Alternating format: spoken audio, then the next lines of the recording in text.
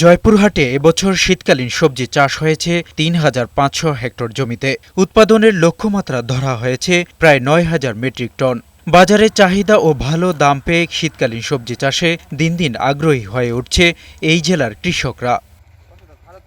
তবে সফলতার পাশাপাশি বিভিন্ন প্রকার রোগবালাই আর পোকার আক্রমণে সবজি উৎপাদনে ব্যাঘাত ঘটছে। এ ব্যাপারে স্থানীয় কৃষি বিভাগের সহযোগিতা না পাওয়ার অভিযোগ করেছেন কৃষকরা। প্রতি বিঘায় ২০ থেকে ২৫ হাজার টাকা খরচ, বিক্রি ৫০ থেকে ৫৫ হাজার টাকা, লাভ আশানুরূপ ভালো। কৃষি অফিসার আমাদের সাথে যোগাযোগ করেনি, যোগাযোগ না করার কারণে আমরা ফসলে মার খাচ্ছি। কৃষি পর্যায়ে কর্মকর্তারা সাহায্য সহযোগিতা করতো, তাহলে আরও লাভবান হতাম। কৃষি অফিসার যদি আমাকে বলতো যে কি ওষুধ দিতে হবে, তাহলে আমাদের ফসলটা আরো বেশি হতো।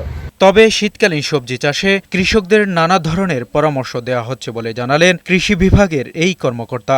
আমরা কৃষকদেরকে নিরাপদ এবং বিষমুক্ত পদ্ধতিতে সবজি উৎপাদন করার জন্য উৎসাহিত করতেছি এবং কৃষকদেরকে বিভিন্ন ধরনের ফেরোমন ফাঁদ, জৈব পালনাশক ইত্যাদি ব্যবহার করার জন্য উৎসাহিত করতেছি।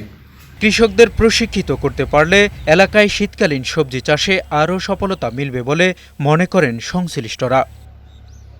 এমজে জুয়েল, বৈশাখী সংবাদ।